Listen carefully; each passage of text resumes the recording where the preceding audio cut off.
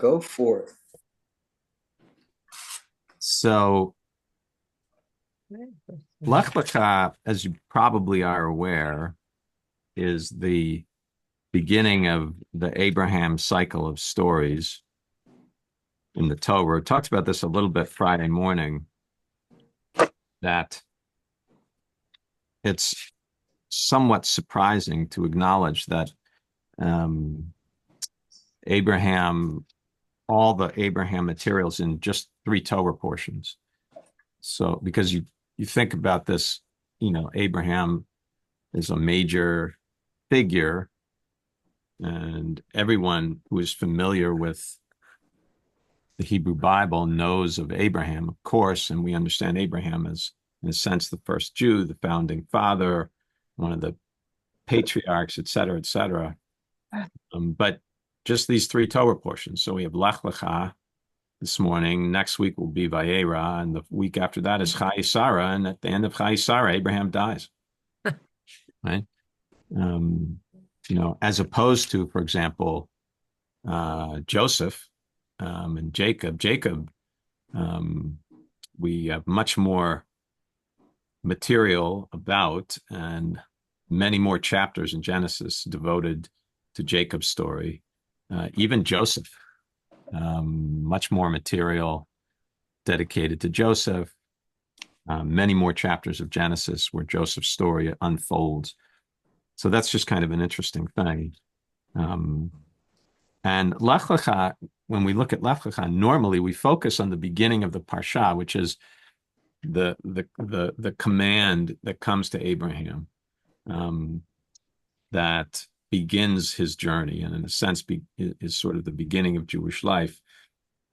Many interesting questions around that sort of initial call and response. Among them, why Abraham? What was it about him that sort of thrust him into this role? Why did God all of a sudden decide to re-engage with human beings after 10 generations of not engaging with human beings? I mean, all these kinds of questions. They're interesting. We're going to think about none of them today. But we're going to go to chapter 14 in Lekh L'kha. And this kind of odd story that we find in here. And then a second odd story that's at the end of the Parsha. It's funny when you do this, you're often the beginning of the Parsha and you never get to the end, right? So we're doing the end today. What did that guy, Stephen Covey? Remember Stephen Covey? Remember that guy? Nope. He wrote hugely popular book, The Seven Seven habits Habits of Highly Effective People. right. Yeah, that was Stephen Covey. And one of the principles, when I was in rabbinical school, Bill Lebo, who was the dean of the rabbinical school at the time, wonderful, wonderful Menschie rabbi. And by the way, the reason I'm at Bethel is Bill Lebo. That's another story. But he gave us that book to read, and we read it, and he was like, you can, like apply these principles and da da da da da. But one of the principles was begin with the end in mind. And part of that was that Sunday or whatever, you pick your day, you sit down, you look at your whole calendar for the week, and you're like, okay, this is how this day will lay out. This is how that day will lay out. What I've learned since then is that's a bunch of hullabaloo, because I get called from the funeral home and the whole thing's blown to heck, and that happens every single week. So, but anyway, begin with the end in mind is what we're going to do today. So let's go to 14, 17. So chapter 14, verse 17. And Rabbi Schwartz, I just looked up the last four parshiot in Bereshit are Joseph. So that's four as opposed to For Joseph. And Jacob. I have down three for Jacob. Jacob's in the Parsha all the way through the end of Genesis, Richie. Mm-hmm. Right? So Jacob comes in Toldot, it says. In Toldot. Yeah, I guess Toldot. And then he's through the rest of Genesis. Mm-hmm. Yeah. And yeah, Joseph, Toldot he's born. So, and he goes all the way through, it's Jacob's deathbed at the end of last Parsha of Genesis. Mm. Yeah, and then Joseph is more than Abraham, as you mentioned. Yeah, yeah. Abraham kind of short shrift, but what are you going to do? I guess the other publicists were a little bit better. Okay, so let's go to chapter 14, verse 17. Rabbi, I Page have a 80. question based on what you just said. Yeah, David. What is it that we don't know about Abraham that we would have wanted to know? Like, isn't it better that they didn't say too much about him in some regard? Why do you say that? Well, I'm just trying. You're right, because I was thinking, because I was there yesterday. They don't say much about Abraham. He just moves around a lot. But I was thinking, what else could I have known that would make me feel stronger about him? And actually, the less I know, I think, the better it was. Right. It's an interesting, I think it's an interesting comment. In part because in a way, the less you know about a character, the more mythic the character is, I think. And yet, Right. a lot of what we assume we knew as from the Torah was actually midrashic, and there's so many stories, not just breaking up his father's idols, but being sent down into a fiery furnace. So many of the pre-Torah stories that we assumed were Torah were rabbinic. So I guess they really felt this big void and they had to fill in with. Well, that exactly. Case in point, right? Case in point, because you know so little about Abraham, there are these sort of tantalizing hints about his youth, and then the Midrash sweeps in, really like it's amazing tidal wave of Midrashic material about Abraham's youth, what he did when he grew up, what his father did, and all this stuff. I mean, it's pretty remarkable. But so just to illustrate the point, we see both. We see Jacob before he's born. We see Jacob in the womb, and we see him through his whole life, and we see him on his deathbed, like his whole life. We see Joseph from the time he's a young boy, right? And we see his whole life from that point to his death too.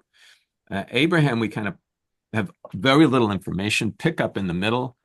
And I think I think that the sort of emotional depth of the characters of Jacob and Joseph is much more established in the Torah cycle of stories about them than Abraham. Who is he? Who is he? He's sort of like, again, David, maybe to your point, that creates the opportunity for sort of the mythic figure. Well, and just a quick thought based on what David said, knowing so little, I think it gives even more weight to Abram's leap of faith at the time. God didn't tell him where he was going. We didn't know too much about who Abram was. So he had this tremendous leap of faith.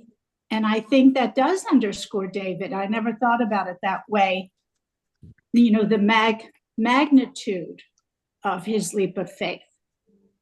And a fair number of midrashim deal with precisely that. What happened there? What enabled him to accept that word, to begin the journey with so little information, all that kind of business. I see you don't want to talk about the end of the Parsha. The two great midrashic sort of points of speculation about this. One is the story of Abraham and the idols, breaking up the idols, right, in his father's idol shop. And the other is the story of Abraham walking around and seeing a burning palace. Those are the two famous midrashic texts.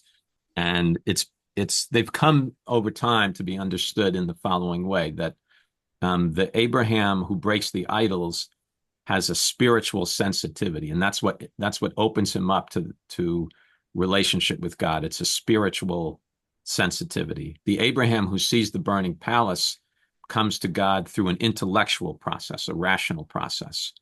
Sort of it's like the Einstein comment that there's no watch without a watchmaker, right? And so this sense of Abraham as either a leap forward intellectually or a leap forward spiritually. Now, those things don't have to be mutually exclusive, but that's sort of the way the midrashic traditions have been taken over time. Of course, who buys into the intellectual version is Maimonides, right? Rambam says, oh, no, it was Abraham because he was the one who had the intellectual capacity, the rational capacity to see the world and to understand that there has to be a watchmaker. That's Rambam.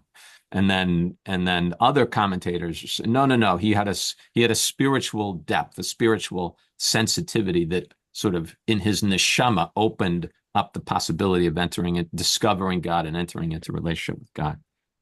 Rabbi Schwartz, could you very briefly review the burning castle? The burning castle midrash is that Abraham is kind of walking along and he sees a beautiful palace, and the palace is burning, and he realizes that with a burning palace there must have been a creator of the palace, and that creator has left the palace, which is why it's now burning. No one's tending to it. And so it becomes the responsibility of human beings to tend to the palace, to put out the flames, so to speak. They're variations of the Midrash, but that's sort of a fundamental version of it. But he makes the intellectual leap to see the burning palace, to understand that's actually the world, that the world is burning and that it needs human care to tend it, but that there was an original maker of the palace.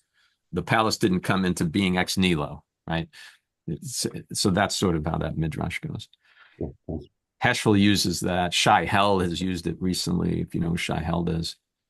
Okay, chapter 14, verse 17. Let's actually back it up a little bit so you kind of have a running start. Let's go to verse 10. What page, please? So we'd be now on page 79. You're well. Who asked that question? Beverly, was that you? Yes. Okay, Beverly, you have 2 more questions to ask the rest of the class, and that's it. You're on the clock, Beverly. You're on the docket. That was just fun. I'm teasing you. Would you mind reading? Why don't you go ahead and read now the valley? Where are we reading? Verse 10. Okay. Mute. Now the valley of Siddim was dotted with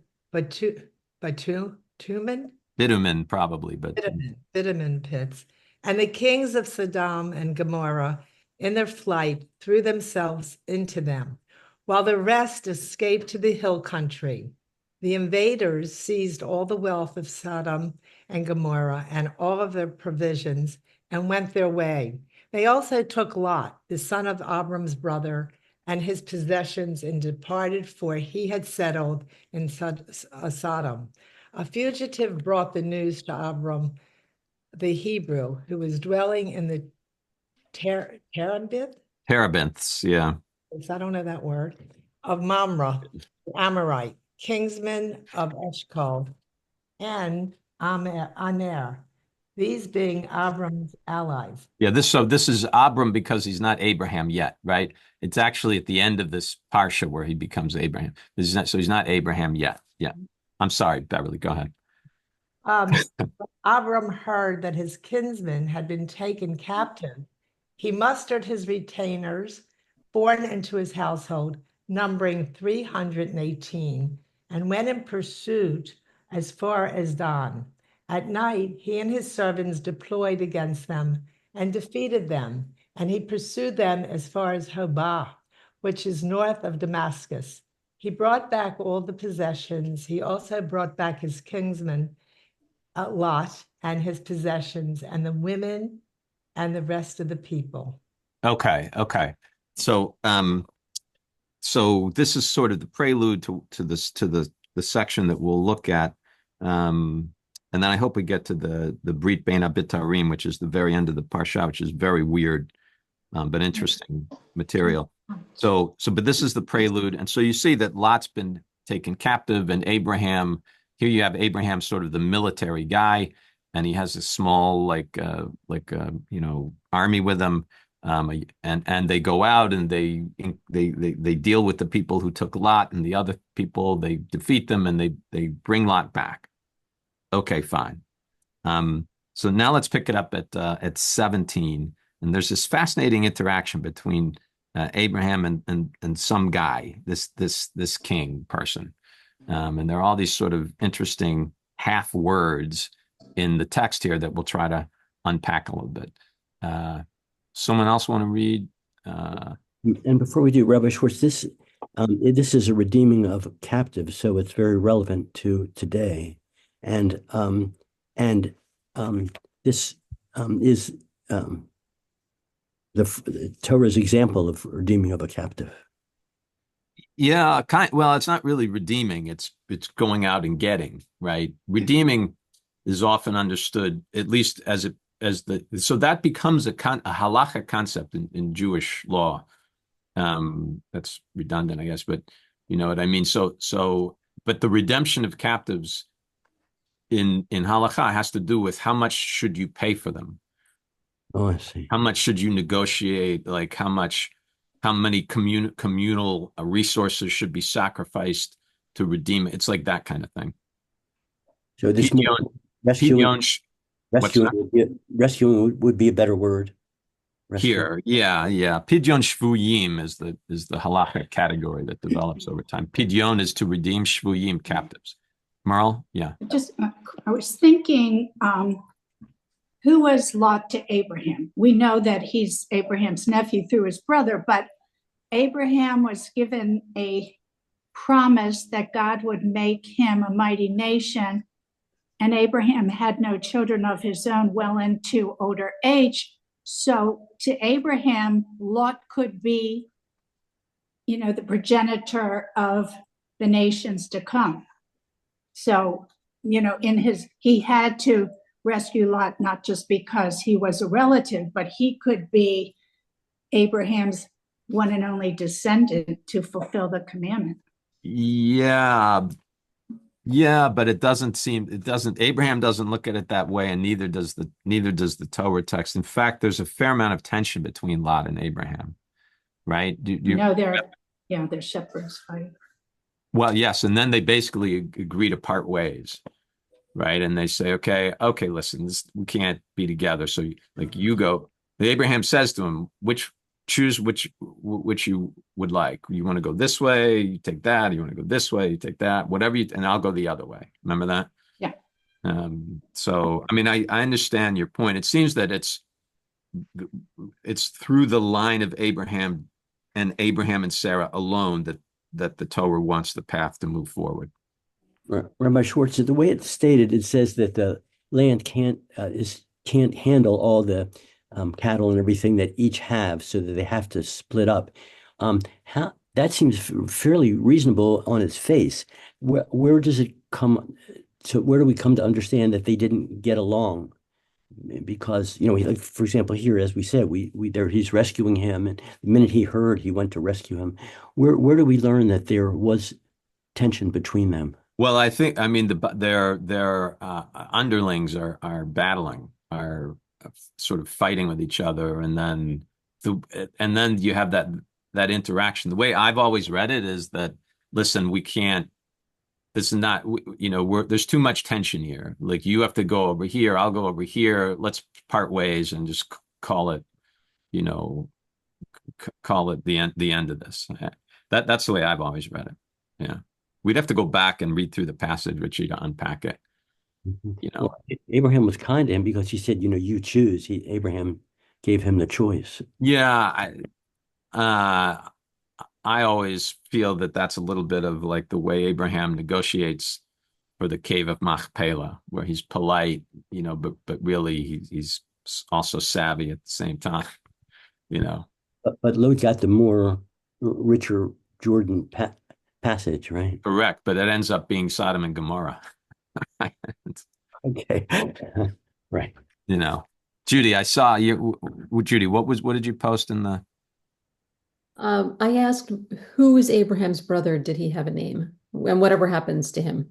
Yeah, he does have a name, because Lot's father is, I don't remember what it is. Someone could look it up if they want to do that. Is it Nahor? Is it Nahor? Oh, No, that's his David No, it's father. Haran. That's Haran. it. It's Haran. Haran is his brother. Yeah. Yeah, and then the other brother's Nahor. But we don't know what happened to Nahor. It doesn't say. I just looked back. What's And Haran. Haran's also the name of the place too, right? Yeah. Yeah. And then Beverly, terebinth is a word. It means tree. Exactly. Yeah, it means tree.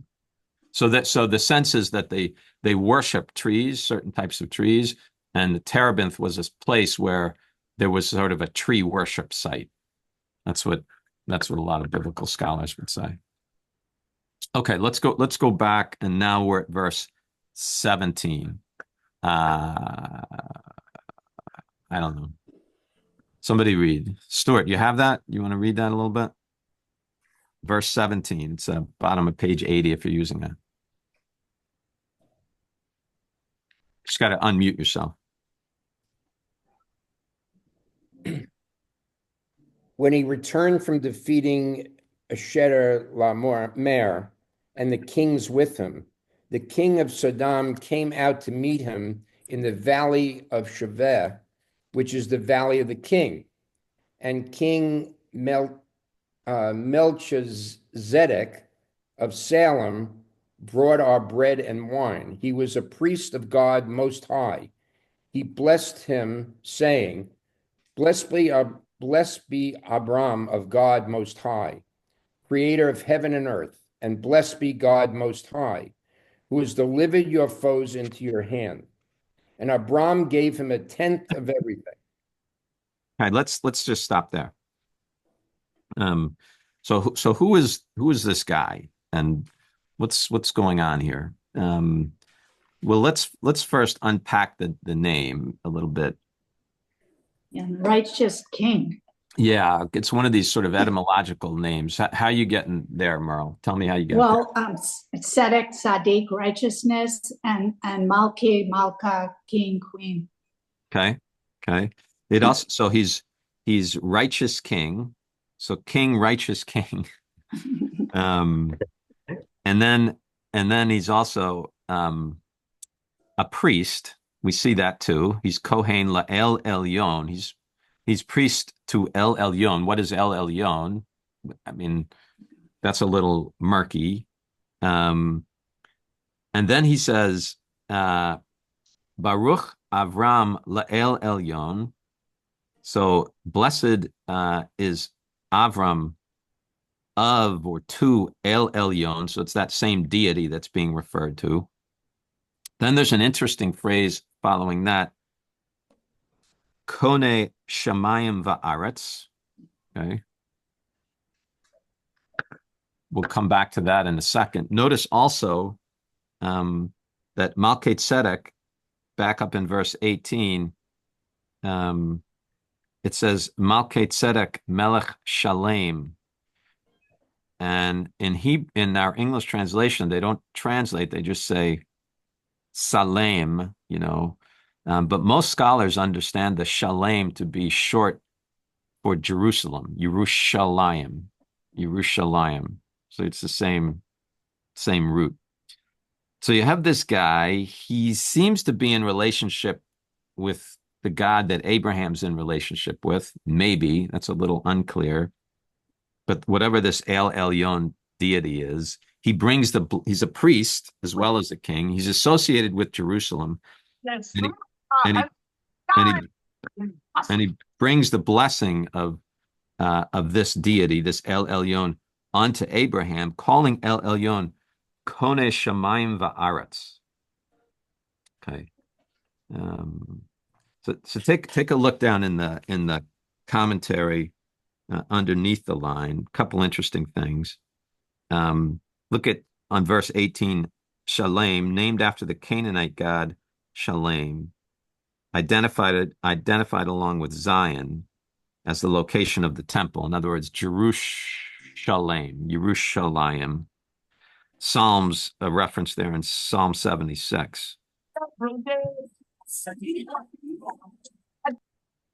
And then look at the note on God Most High, El Elyon. Most Semitic languages, so the languages that were spoken in the ancient Near East, El means God, can also be the proper name of a deity. In Tanakh, it refers to Adonai, like it's generally used as the one God. The noun Elyon, from the root Allah, like Aliyah, going up, expresses transcendence. Alexa. And then look on, My name or password has changed. and then look on the note on Creator of Heaven and Earth, verse 19. This formula is an attested description of the deity in Phoenician sources. It's here adapted to describe the God of Israel. And Kone Shemayim Va'aretz, you might also sort of have ringing in your ears because it's been incorporated into the davening. Friday night, it's in the liturgy, Friday night services, in the Magen Avot section, which is this sort of weird Friday night quasi repetition thing that happens after the Amidah. So there's a lot of stuff going on in there. Richie, did you have a question? Oh, well, not sort of related to this, and that is the hay. It's talking about, El meaning God. The hay that's added to Abram's name. I've heard two explanations. One is that it is adding God's name to Abram's name, and the other is that it indicates a multitude of nations. Are both interpretations correct, or? Well, I don't know about the multitude of nations. I'm not sure where that comes from, but the hay has certainly been for a long time used as an abbreviation of God's name. Yeah. Yeah, I thought when God adds it, I thought he said, because you will be the father of a multitude of nations. Yeah. Yeah. Rabbi, Yes, Ed. those of us who have tuned in late, can you give us a page reference? Sure, Ed. We're on page 81, if you have the Chumash there. Thank you. You're welcome. Oh, Rabbi Schwartz, so yeah, it says here, but your name shall be Abraham, for I will make you the father of a multitude of nations. So is that also another explanation, or? Oh, I don't see I just think it's like God saying, your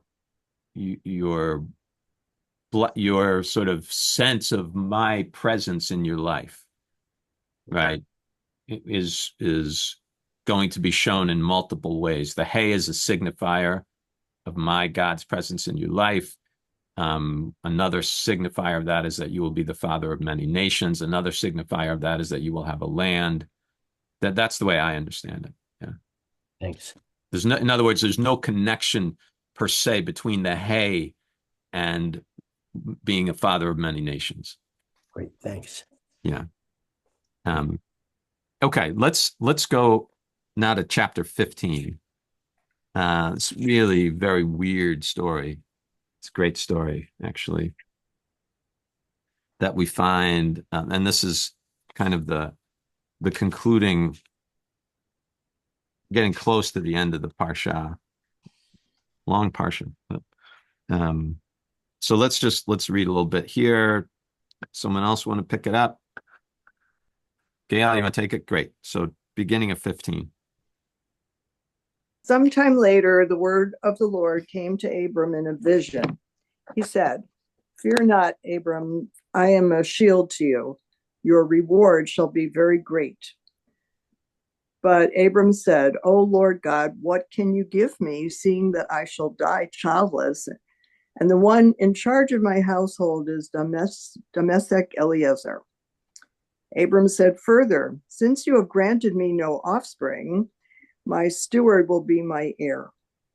The word of the Lord came to him in reply, "That one shall not be your heir. None but your very own issue shall be your heir."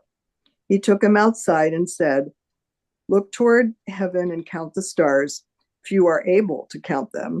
And he added, "So shall your offspring be." And because he put his trust in the Lord, he reckoned it to his merit. Okay, let's stop there. Let's stop there. So a number of details to kind of note in here. One is just a kind of a small Hebrew detail. The verse that's translated, "I am a shield to you," right? Which was back, I guess it's the first verse still. The Hebrew is "Anochi magen lach, scharcha harbe meod." So "Anochi I magen lach." Magen is the word for shield. And if you think of the Amidah, the language of the Amidah, we say Magen Abraham, right? And that's where that comes from. Again, the liturgist drawing from biblical verses or snippets of biblical verses. I think also Abraham's response here is really interesting because God has said to him multiple times, "You're going to have a big reward and a lot of offspring and boom, boom, boom, boom, boom." And, you have to wonder, is Abraham getting to a point where he's saying, like, I haven't seen it yet. I mean, I appreciate that you keep saying, but at a certain point, show me the money, right? And so look at Abraham's response. "God, what can you give me, seeing that I shall die childless?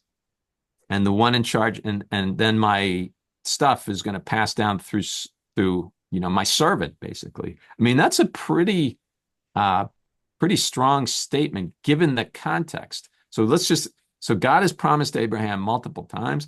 God promises him again, "Your reward will be great." And it's almost like Abraham's sort of like, hold on a second. I'm going to push back on this a little bit. I've heard it before. Show me something. And then the Hebrew is strong. He says, he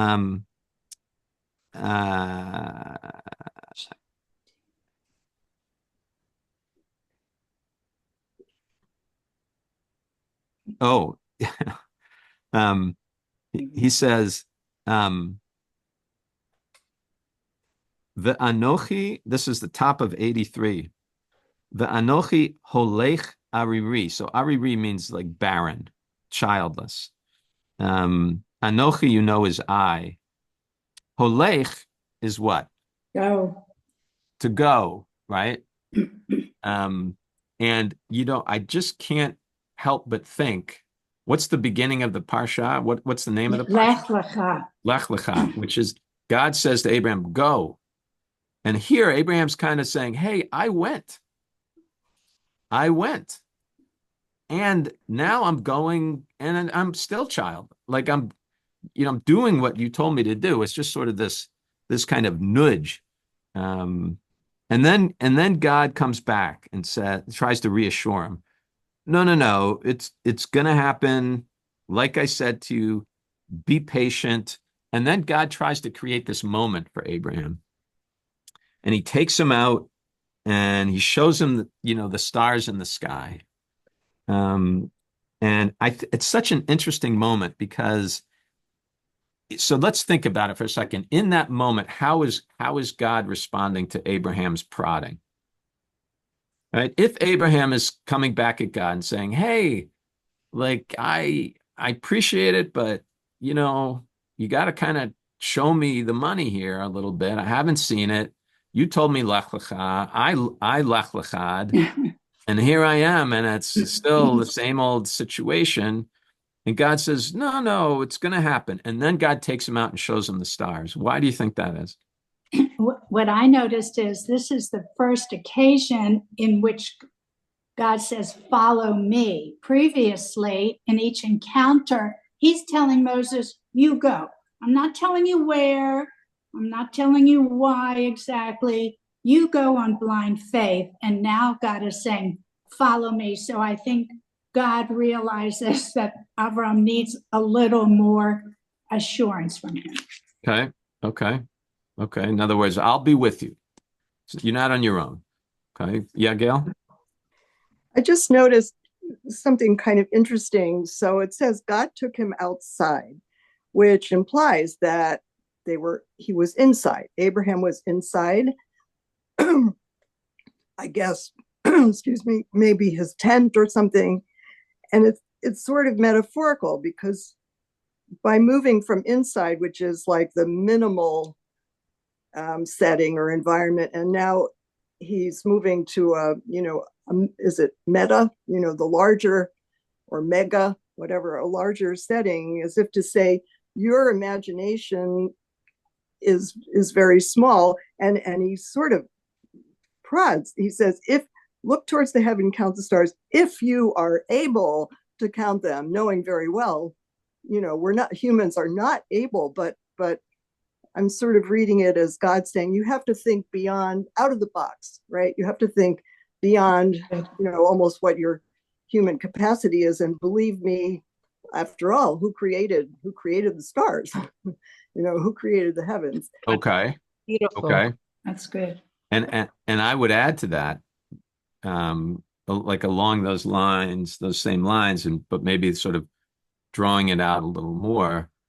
Probably we've all had the experience on a beautiful night of going out, standing in a field, and looking up at the stars. And in those moments, you say, "Wow," and you feel a sense of the deep mystery of the universe. And so I wonder if that's what God's doing, saying to Abraham, sometimes here in this room, like it's easy to lose track of my God's majesty and might, but come step out here for a second and look up into the heavens, and then you will feel a sense of my presence, right? Maybe it's partially about that. Ed, I see your hand up. Yeah. You're muted, Ed. You just got to unmute.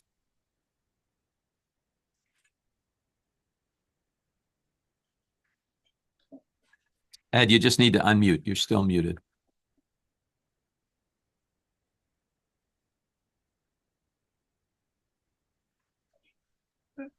There you go.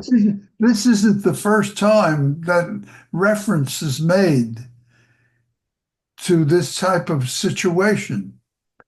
It may be the first, but doesn't it get repeated down the line? Oh yeah, multiple times. Multiple times. Yeah. Yeah. I'd say God's presence and God's power.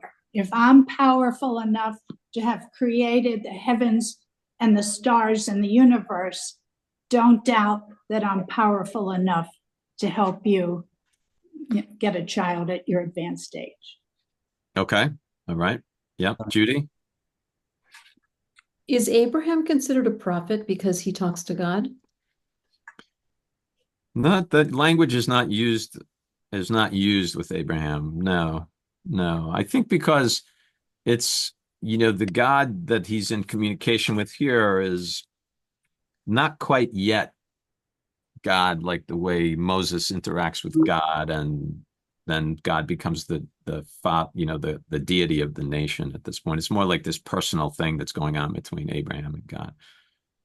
But that language is not used. It is with Moses. But Abraham, no. It's almost like the idea of prophecy doesn't exist yet. So would you say that, thinking about Judy's question, that Abraham is like a liaison between the universal idea of God with Noah, and then his intimate, almost face-to-face relationship with Moshe? And it's like a transitional, developmental stage in man's relationship with God. Well, I think it's intended to be transitional in this, partially it's sort of God's various sort of, clumsy attempts to try to figure out how to relate to human beings, and God tries one way and God tries another way. So finally God gets to a family that seems to work well, and then God says, let me see if I can take this thing that's worked with this family well and expand it to a nation. And then that's Exodus, right? That's Shemot. David, I saw you waiting, and then Richie, and then I got to get out of here. Thank you, Rabbi. I just want to make the comment that, yes, God takes him outside and says, hey, count the stars. That will be the number of your descendants. And then in 2 paragraphs later, God says, oh, by the way, your descendants will be strangers in the land, not theirs, and be enslaved 400 years. Yes.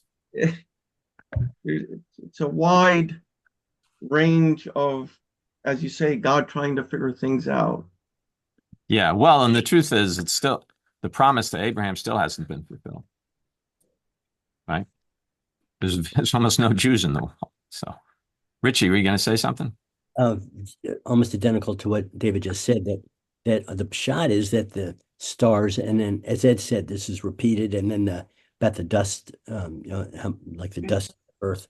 The shot is that it's just has to do with numbers, that that you can't count the stars, and that's how the popular, the number of Israelites will be. Yeah. So, but the interpretation is lovely, but here it has to do with just the numbers, it seems like. Yes. Yeah. I understand what you're saying. And the numbers never come, in the end. Right? What does come is that Abraham and Sarah have finally a child. That does come.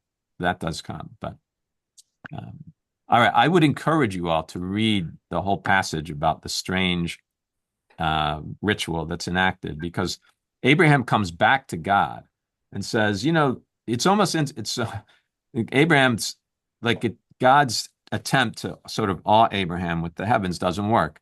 And Abraham comes back to God and sort of like, that's very nice, but you still like, I don't see, and then God says, okay, here's your answer. And then this very bizarre ritual unfolds. So I think it's worth reading through, and it'll keep you up tonight. All right, folks, got to run. Have a good job.